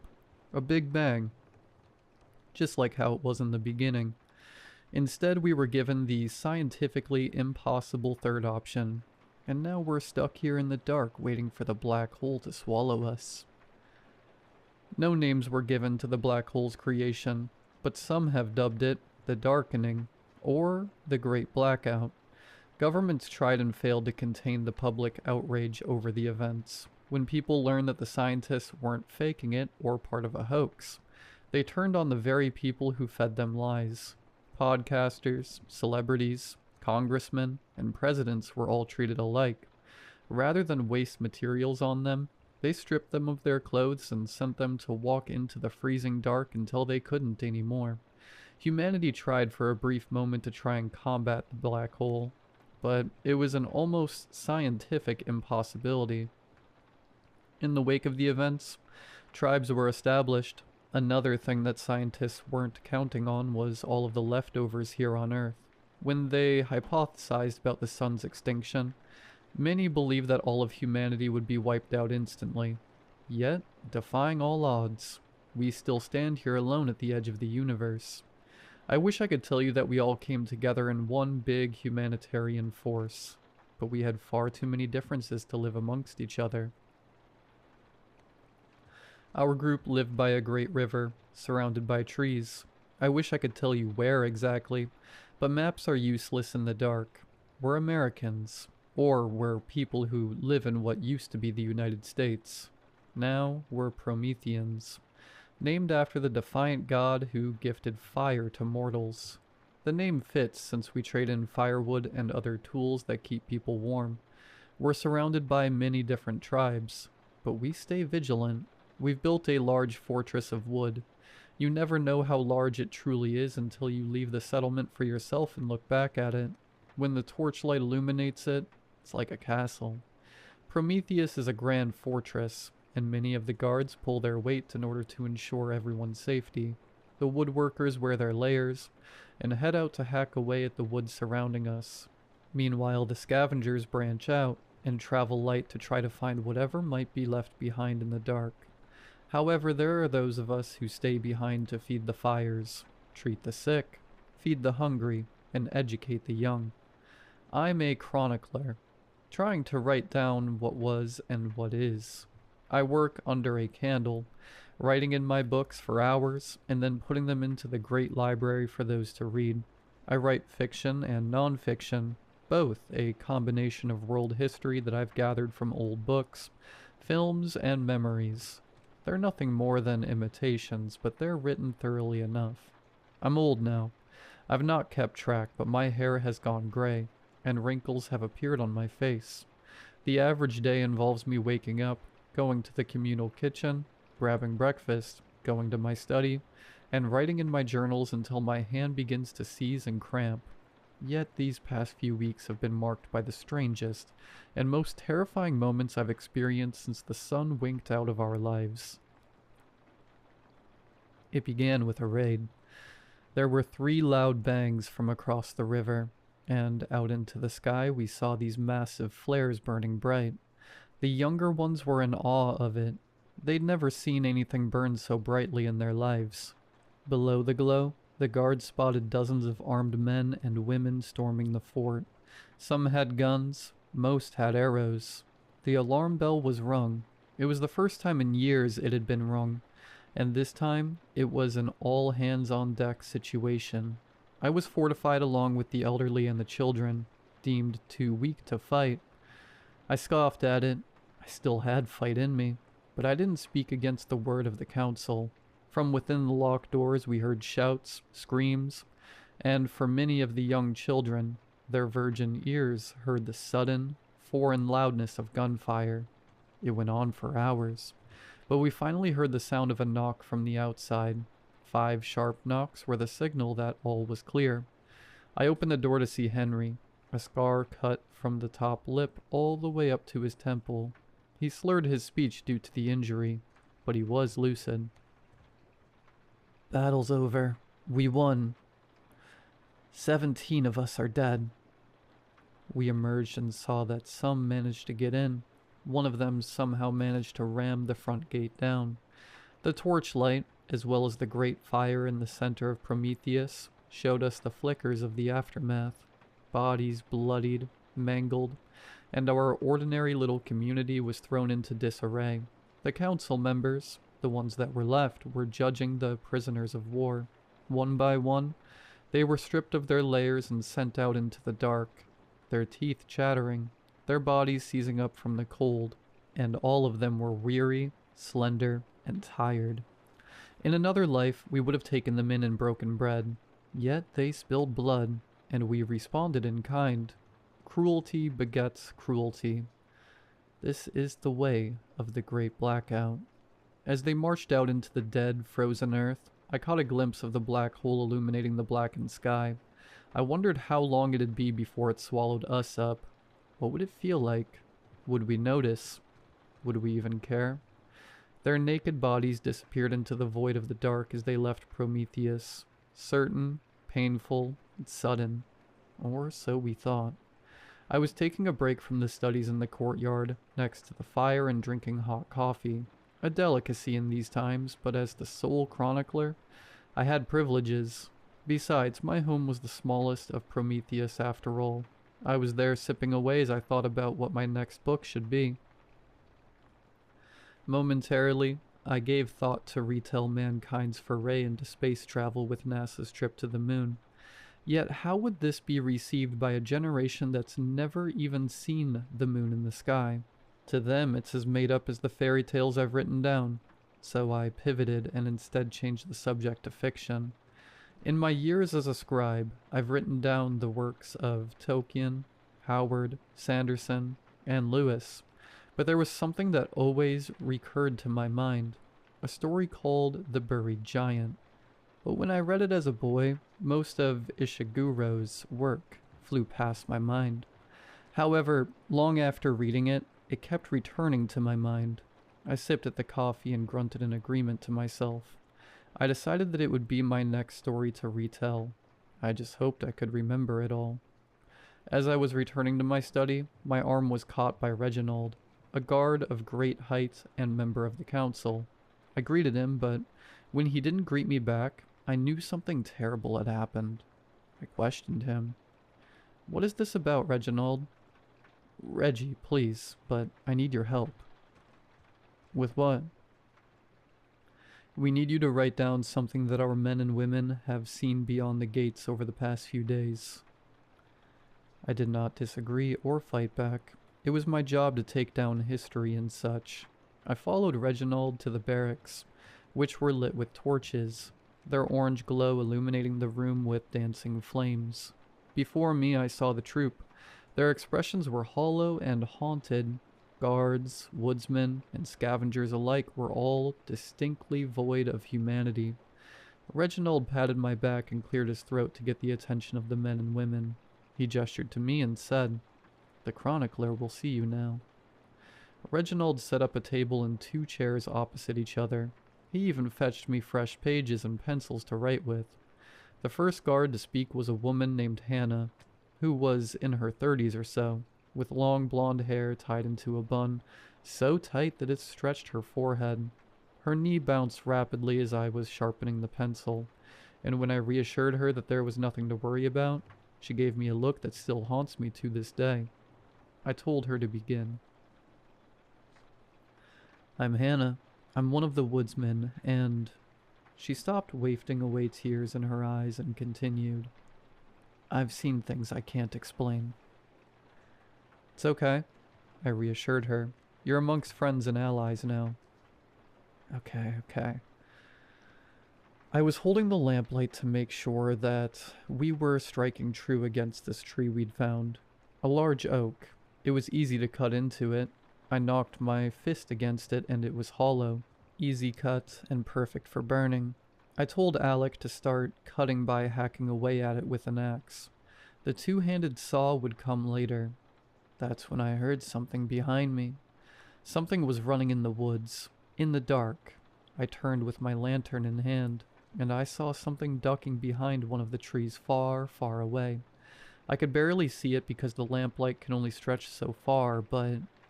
She paused and looked to Reginald. "Could I have some water?" He obliged and returned with a glass. She downed it in one go and returned to the story. At first I saw 2 eyes, reflective, like an animal. But when I got closer, I saw that it wasn't an animal at all. I saw a man, crouched like a wounded animal. He was shaking and he was naked. Naked? Yes, no clothes on him, bare as the day he was born. And he was moving and breathing. It's like the cold didn't even bother him. What did you do next? I shouted at him, asked if he was all right. I thought maybe raiders stripped him, and he was wandering the woods, but the more I looked at him, the more I knew he wasn't right. I inched closer with the lantern. I told Alec to join me, and he did. He had an axe in hand in case anything happened, so we kept going and going until the man was clearer in view. When we were finally on him, he looked wrong. So wrong. His skin was white. We expected that. Look at us, aren't we pale too? But the rest of him, his fingers were black. So were his toes, and his genitals. We thought of frostbite, but not so. He glared at us, and then we caught a true glimpse of his face. The eyes were black save for a reddish-yellow circle at the center of both. The lips were gone, and the teeth that were on display were bent, cracked, and yellowed. There was no nose, only 2 vacant holes where the nostrils were. I tried to talk to him, but he withdrew, like a scolded child, and then he galloped away. As he did, I could have sworn it was laughing. I thanked Hannah for her time and sent her on her way. She told me that she just needed to be with family for a few days. I said that I didn't blame her. The next person up was a man named Zachary, one of our scavengers. He was short, scrawny, and nimble, a perfect thief. His short black hair was greasy and stuck to his brow. He couldn't look at me. When I was ready to begin, I lightly knocked on the table and he jolted awake. He trembled but a moment and then gave a nervous laugh. Sorry, just jumpy. My apologies. No, it's okay. He began his tale. I'm Zach, and I'm a scavenger. As you know, we don't necessarily travel in groups, which is fine by me. I like to keep to myself. I was out there for days until I came across the remnants of what used to be some sort of market. Did it have a name out front? I held my flashlight up to it, but it seemed like gibberish. Something called a Walmart? I chuckled at this, and everyone looked at me with confusion. Sometimes I forget my age. I told them it was a famous chain of stores that people traded filthy paper and coins for. They were so used to bartering here in Prometheus that my explanation seemed so strange. Zachary continued. When I arrived, I had my crossbow out, ready for anything. I had my flashlight strapped to it, and I wasn't afraid to fight. In fact, I sometimes itch for it. Is that a bad thing? Anyway, so here I was in this massive market, and most of the hallways had been pillaged. But it doesn't mean that there wasn't anything in there. I got a lot of canned food, big cans, and there was a bunch of candy too. There were spare clothes that were tattered up and on the ground, but I figured that they'd be good enough for kindling. When I was in there, I actually thought of you, Chronicler. You did? I said with amusement. He smiled. He had his backpack beside him as he zipped it open and retrieved a handful of old books.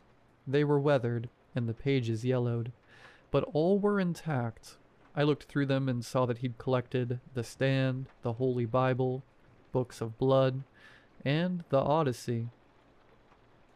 I marveled at them and thanked him profusely.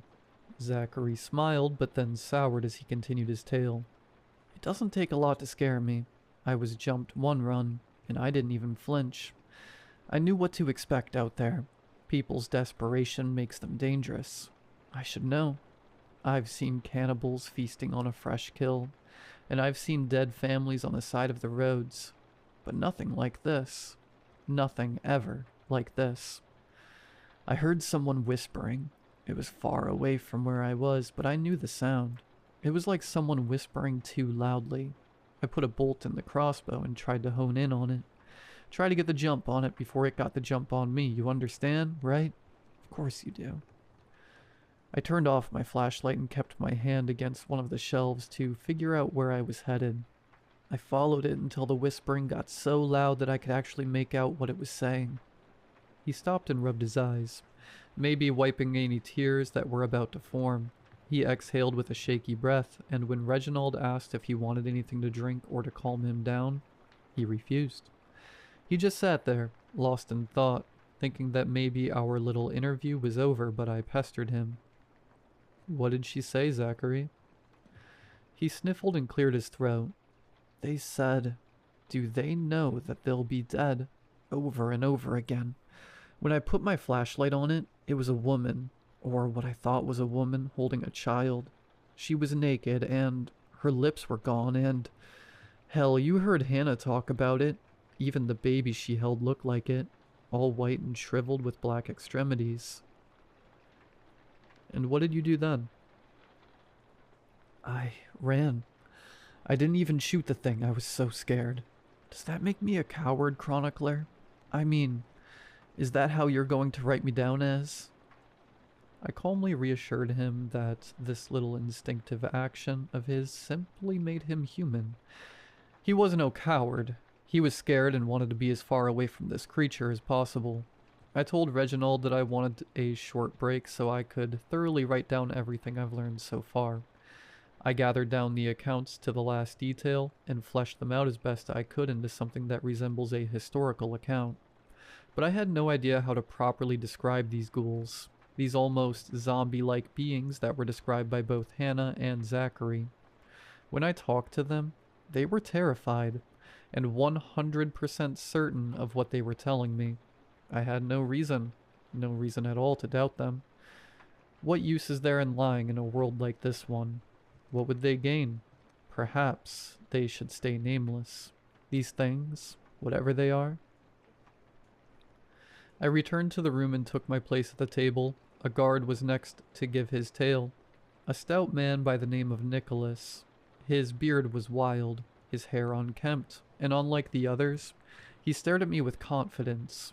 He scratched his beard and asked me, "Will this take long? I've got to be getting to my post soon." Reginald told him, "The others have you covered, Nick. You can talk as long as you like." "Is that right?" "Yes." "Huh, how about that?" His posture relaxed as he slouched in his chair and then propped his elbows up over the table. Without giving me a moment to sharpen my pencil again, he began. "You remember that raid a few days ago? The people with the flares and all that? Well, this happened 2 days after that. We stripped them for materials. You know how we do, right, Chronicler? Well, the other guards were taking a brief break to eat, and I decided to just stay out there. I wasn't hungry. I stood on the wall and stood next to one of the torches. It felt good out in the cold. I looked up at the black hole, its little reddish ring glowing against the black sky. Hard to imagine a sky that was blue. Anyway, I just kept looking out at the threshold of where the light would end and the darkness began. I was out there, my eyes glazing over and yawning beneath my layered ski masks. The corpses of the raid were too many to move in just one weekend, so there were plenty still scattered across the ground down there. I was in the middle of rubbing my eyes when I saw something odd.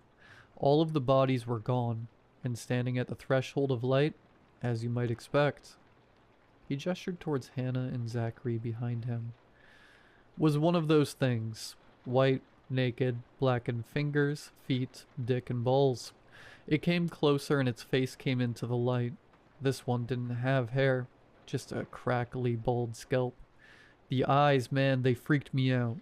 I shouted down at it, aimed my bow instead of my rifle, but it didn't make sense shooting at someone who didn't have any armor on it. I gave him a warning and shouted it real loud, too. I was hoping that some of the folks inside would have heard me so that they'd rush out to their post. He stirred in his seat, irritable. His mask of confidence was slipping as I saw something deeply troubling him. He began to bite his fingernails. I saw his other hand and saw that they were nibbled down to nothing. He nervously chuckled and sighed with a trembling voice. He continued, "So I fired the arrow. And I don't want to boast, but I'm the best marksman in Prometheus.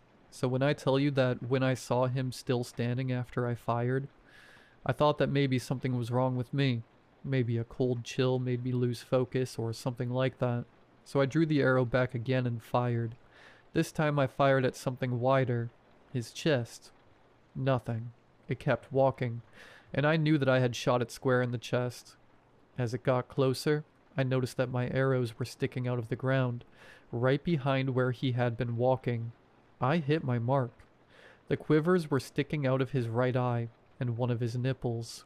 The rest of the arrows were sticking out of his back, slick with blood, you know. He kept on until we were staring directly at each other. I shot him one more time, point blank. It just went through him. The black eye with the little red circle within it stared up at me with indifference, and it spoke to me one-on-one. "What did it say?" I asked him. "It said to me in the calmest voice, 'Will you be ready?' And then it took off back into the darkness, and I could hear it snickering as it went." Nick stood up and gave me a firm handshake. I thanked him for his account, but he didn't say a word back to me. He turned to Reginald and asked, "Can I go home now? I want to be with my wife." Reginald let him go. I was sitting there grappling with what I'd just heard. Their appearances, their cryptic speak, and now they seemed to be impervious to pain. What were they? Phantom, zombies, demons? I put such strangeness out of my mind, and I chalked it up to hallucination on Nick's part. He was tired and lingered behind on the gate while the others took their breaks. Yet, if he was hallucinating, how could he have come up with the same exact description as Hannah and Zachary? The day was long as I kept listening for multiple testimonies from multiple positions. All of them encountered similar, strange accounts of these creatures walking amongst them. Evidently, they all said something to them, all calm and hushed. These were the phrases that were spoken or overheard. They don't know yet. Not ready, no, not ready. They seem scared. We concluded the interviews, and when the troop of troubled individuals left, Reginald pulled me aside and asked me, "What do you think of it, old-timer?" "I don't know." "What do you mean? Has nothing ever happened like this when the sun was still around?" "I hate to disappoint you, but I've never encountered anything like this. I don't think anyone in human history has encountered anything like this." "What?" "I need some time to process this." "Listen here. We're facing something we don't understand, and you're telling me that you don't know?" "You think I'm the first to encounter something like this? Go to the library sometime. Learn about Chernobyl, the atomic bomb, or Black Plague. You think we're unique for encountering something for the first time? Think again." I grabbed my things and returned to my study to compile them all together into a coherent turn of events. The chronology was all over the place, but their stories were all so vivid and rich in detail. I wrote for hours until my hand seized up on me. I turned in for the night. I was tired and my hand was in pain. My bed embraced me like the sweetest lover, and when I dreamed I saw these creatures. I could see their eyes, solid black with a red circle within, but as I looked closer, the eyes began to take a familiar shape. It was something we'd seen every day since the Great Blackout. In their eyes was the image of the black hole. A knock jostled me from sleep. I put on some more suitable clothing and went to answer it. At the door was Henry. His scar had healed, but his speech was still struggling. He grunted. "Reggie wants you. We found something." "I'll be right down." I headed down to the courtyard and wondered what time of day it would have been if the sun had still been around. Was it dawn, dusk, night? There's no telling anymore. There's simply being awake and being asleep. I was rubbing the crust from my eyes as I was descending into the courtyard. There were people going out and about doing their business, but there weren't many. I came to a building that housed most of the equipment, tools, and weapons for the folks of Prometheus. However, there were 2 guards stationed outside of it, and in front of them were Reginald and another member of the council named Emma. "Glad you're here, Chronicler," said Reginald. "We need you for this," Emma added. "But keep what you hear and see to yourself. This only concerns the guard and the council, understand?" I gave the 2 a glance and saw that there was something wrong. I told them. "I understand." The guards opened the door and all 3 of us entered. I heard the sound of meat getting stuck with deep, heavy thuds. I saw the scene before me. A large guard was shirtless and wailing into someone who was tied up in a chair. He was glistening with sweat and panting heavily. He'd been doing this for a while. "Take 5, George," Reginald said. He turned to me and said, "We found this one outside the gate. He was trying to pry it open with his bare hands." George took a rag and wiped his face, and then draped his clothes back over his body. He moved to reveal the thing in the chair. I looked at his hands and his feet, both black as coal. The bag was draped over his face. Reginald motioned for one of the guards in the room to remove the bag. His face was a horror. Not even the stories I'd heard could have prepared me for what I saw. The lipless maw gnashed silently at the air. The teeth clicked together. Reginald turned to me and said, "Write down everything." He approached the tied-up ghoul with a large knife. He pressed the tip against his forehead. It dug into the white flesh and a small trickle of blood flowed down his nose. The ghoul did not flinch. He did not cry. He didn't even wince. Reginald spoke to him in a stern voice. "Are you ready to talk yet? What are you? How many others are there?" Its eyes looked around the room with fascination, and then it spotted me writing in my notebook. Its eyes grew bigger, and it turned to face me. Reginald slapped him and said, "This ain't about him. This is about you and me." The thing turned to face him, complying with his rules, but his gaze never left me. "What are you?" "I was human once." "What do you mean?" "Look at my body, my throat." Sure enough, there was a scar there, impossibly deep, but somehow completely healed. You mean you're reanimated? That you're some sort of undead thing? Death does not take your kind anymore. Your bodies belong to him. Him who? He pointed up to the sky.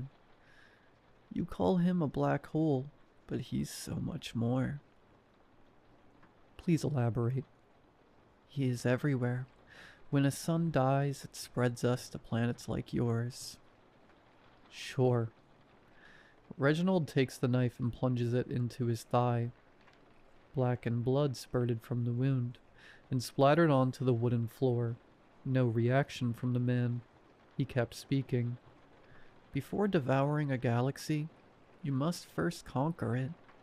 Shut up. Tell me how many of you there are. How many have died on this planet in the days of the dead sun? For they shall inherit the living world before he decides to take it for himself. Are you getting every word, scribe? My pencil stopped and my blood froze. I glanced up from my paper and looked the thing in the eyes. My dreams were correct. It had the image of the black hole within each of its pupils. The lipless mouth spoke to me. Make sure to prepare them for the new world. Prepare the way for the void. Reginald had had enough and slashed the thing's throat. Black slime oozed over the chest. It finally made eye contact with him and spoke with blood choking its speech. It gargled. The others will come for me. You cannot win. He took the knife and dug into the neck, hacking at it with repetitive slashes until the head was severed. The eyes were still glowing, the flaming red circle of the black hole still there within each eye. It irritated him, so he dug them out and stomped them into a slimy paste. Emma was mortified. With what had transpired and told Reginald, what are we going to say to them? We're not saying a thing. You want to leave them in the dark? And do you want them to sit and wait in fear? If they hear this, they will be waiting for the end for the rest of their lives. Would you like to live the rest of your life knowing what's out there to get you? I don't like this, Reggie. It's the right call. Like hell it is. We'll vote on it tonight, and the rest of the council will hear both of our arguments. What about him? She pointed at me. Reginald answered. He is to burn everything he's written here. Nothing leaves. We know everything we need to know. I personally objected. I told him that keeping secrets like this was the exact reason the old world fell. This insistence on keeping everyone in the dark was dangerous. He simply cleaned the knife, holstered it, and took the pages I'd written. He held them in his hand with a tight fist and growled at me.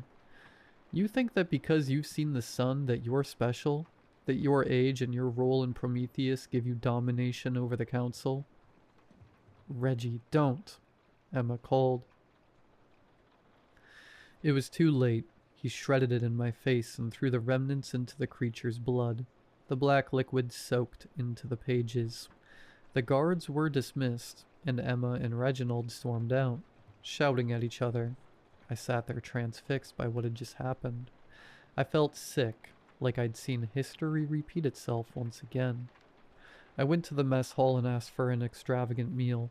I had canned rice and chicken, and I asked the chef specifically for one of the signature brownies he had made for special occasions. He asked me what the occasion was. I didn't have the heart to share what I knew, and simply shrugged. I told him. I just really needed something sweet. I enjoyed the meal, the savoriness of the canned rice and chicken, and the sweetness of the brownie. I topped off with some coffee and decided that I'd turn in for the night. I was emotionally exhausted, and I went to bed that night praying that the council would let everyone know about the threat that was at our door. The alarm woke me. The bells were ringing and the sound of gunfire and cracking in the freezing air. I exited my room and saw the citizens of Prometheus in frantic race to get to shelter. I looked to the gate, seeing the soldiers in a frantic fight for survival as they fired flares into the air to illuminate the battlefield. and it was the only time I'd ever seen Prometheus resort to using explosives. This was only ever used in case of emergencies, and it seemed that today is one of those days. The booms echoed in the silent world, and the gunshots kept on. I ran to my study and scrounged up all of the remaining works that were unfinished and tried desperately to make my way to the shelter. Through the deafening noise of battle and the rumble of explosions beneath my feet, I finally reached the door, only to find that it had been locked. I gave the signal of the 5 sharp knocks only to be met with nothing. I tried again, and I even announced who I was, but I was met with the voice of one of the children inside yelling at me. "Go away, chronicler. Please, this is an emergency. I'm sorry, but we're already full enough." I wanted to pound on the door and scream at them, but I knew it would all be in vain. I just slid my work underneath the door. "Please, save my work. That's all I ask." The battle continued behind me as I heard screams and gunfire. When faced with certain death, you're faced with different ways to take it. You either panic, or you come to the reality of your situation with peace. I chose the latter. I went to a place where I'd face the end with dignity. Our library. I entered and saw that the fireplace was still burning bright. I scanned the shelves for something to enjoy before the end comes. I ended up taking with me something simple. The Hobbit. It was read to me by my mother, the first book I had ever been introduced to in my life. It made sense that it should be here for the end. I inched closer to the fire, hoping the crackling of the wood and the roar of the flame could drown out the sounds of battle. But it did not. I finished the short novel, content with it being the last story I read, but I decided that I had a little bit more left in me to write. This is my last journal, the last semblance of any humanity left in this part of the world. At the end of my life, I'd finally found a name for them, these devourers of cultures and society, these undead ghouls that are born of a great celestial hunger. They are the Black Hole Suns. They are here waiting in the dark, and they will devour civilization, and then their god will devour the stars. David, the Chronicler.